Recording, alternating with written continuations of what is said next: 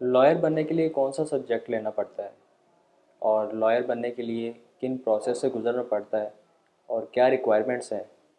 आइए सब इस वीडियो में देखते हैं।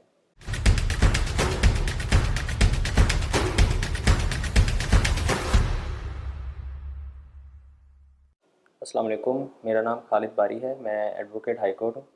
मैंने एलएलएम किया है बैरी यूनिवर्सिटी इस्लामाबाद से।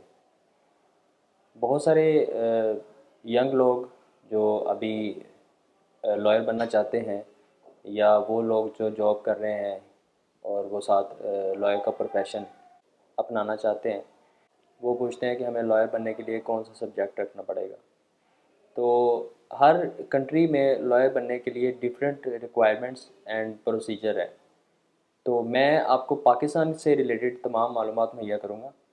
पाकिस्तान में अगर आपने लॉयर बनना हो तो आपको इंटर रिक्वायर्ड है। आपकी एफएससी हो, चाहे ए लेवल हो, चाहे आपने सिंपल एफए किया हो, चाहे आईकॉम किया हो, आईसीएस किया हो, इसके बाद आप एलिजिबल हो सकते हैं लॉ में एडमिशन लेने के लिए। अब लॉ में एडमिशन लेने के लिए आपको admission test, law admission test pass करना ज़रूरी है, जिसको लैट भी कहा जाता है। ये एचईसी कंडक्ट करती है। इसमें आपके पास 3 अटैम्प्ट्स होती हैं। आपने 50% मिनिमम मार्क्स लेने होते हैं। अगर आप 3 अटैम्प्ट्स लेने के बावजूद 50% मार्क्स स्कोर ना कर सकें तो फिर आपके पास चांस ख़त्म हो जाता है लॉ में एडमिशन लेने का। तो इसको पास कर लेने के बाद आप एलिजिबल हो जाते हैं किसी भी लॉ कॉलेज या यूनिवर्सिटी में एलएलबी करने के लिए। तो एलएलबी जो है अब 5 साल का होता है। पहले 3 साल का भी होता था, लेकिन अब जो है वो बिल्कुल ख़त्म हो चुका है। तो अब जिसने भी लॉ में एडमिशन लेना है तो उसके लिए 5 साल का प्रोग्राम है। एक चीज़ मैं यहाँ पे बताता चलूँ कि लॉ में लैट में लॉ एडमिशन टेस्ट में आपको टेस्ट पास करने के लिए आपको जनरल नॉलेज, आपकी इंग्लिश अच्छी होनी चाहिए, और आपको करंट अफेयर पे अबूर हासिल होना चाहिए, और इसके अलावा आपको कुछ लॉ की से रिलेटेड भी इंफॉर्मेशन होनी चाहिए, और मैथ से भी, और पाकिस्तान स्टडीज़ से। लैट का टेस्ट पास करने के बाद आप किसी भी लॉ कॉलेज में अप्लाई कर सकते हैं एलएलबी का एडमिशन के लिए। हर लॉ कॉलेज का, हर यूनिवर्सिटी का जो एडमिशन क्राइटेरिया होता है लॉ के लिए वो डिफरेंट होता है। जो बेशतर यूनिवर्सिटीज़ होती हैं, लॉ कॉलेजेस होते हैं, वो आपके मैट्रिक के मार्क्स देखते हैं, आपके इंटर के और आपके लैट टेस्ट के मार्क्स देखते हैं। और कुछ यूनिवर्सिटीज़ कॉलेजेस इंटरनल टेस्ट और इंटरव्यू भी कंडक्ट करते हैं इसके बाद। तो उसके बाद फिर वो आपका एडमिशन देते हैं। पाकिस्तान में जो गवर्नमेंट का बेस्ट लॉ कॉलेज है वो पंजाब लॉ कॉलेज है, और प्राइवेट में लम्स है। किसी भी लॉ कॉलेज में एडमिशन लेने से पहले आप एक चीज़ को मेक श्योर कर लें। पाकिस्तान बार कौंसिल की वेबसाइट पे आप इस चीज़ को लाजमी कंफर्म कर लें कि क्या ये लॉ कॉलेज या यूनिवर्सिटी, ये इसका जो 5 ईयर का प्रोग्राम है ये रिकॉग्नाइज्ड है या नहीं है।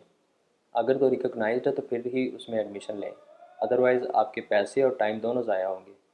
कुछ कॉलेजेस यूके एफिलिएटेड होते हैं जो आपको पाकिस्तान में रहते हुए यूके की क्वालिफाइंग डिग्री करवा देते हैं। तो ऐसी डिग्री का ये फ़ायदा होता है कि कल को अगर आप 12 लाख के लिए यूके जाते हैं या यूके में प्रैक्टिस करना चाहते हैं, सेटल होना चाहते हैं, तो आपके लिए ये जो क्वालिफाइंग डिग्री है ये यूके में कारआमद है। हम आप इसको यूज़ कर सकते हैं।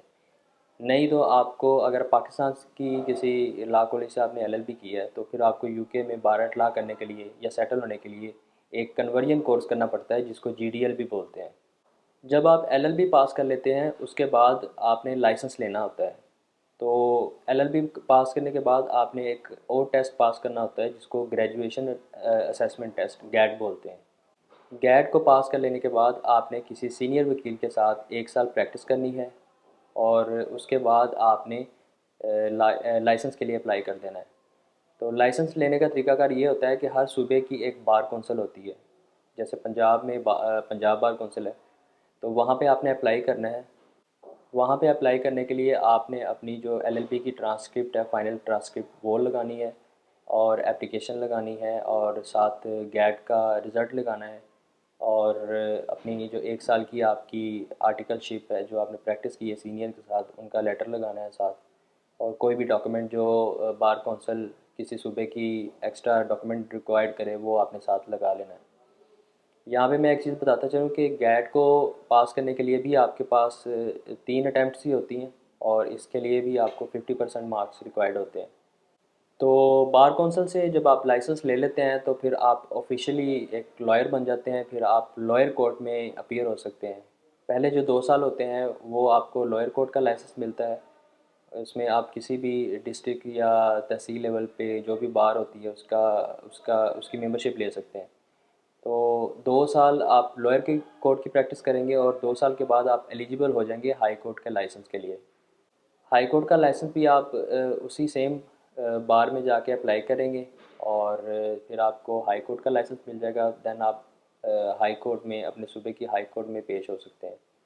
इसी तरह 7 साल बाद आप एलिजिबल हो जाते हैं सुप्रीम कोर्ट के लाइसेंस के लिए। सुप्रीम कोर्ट के लाइसेंस में आपको रिपोर्टेड केसेस भी रिक्वायर्ड होते हैं और इसमें आपका जो सिलेक्शन क्राइटेरिया होता है वो भी बड़ा टफ होता है। लॉयर बनने के लिए ये ब्रीफली आपको मैंने बता दिया ये प्रोसेस और रिक्वायर्ड डॉक्यूमेंट्स।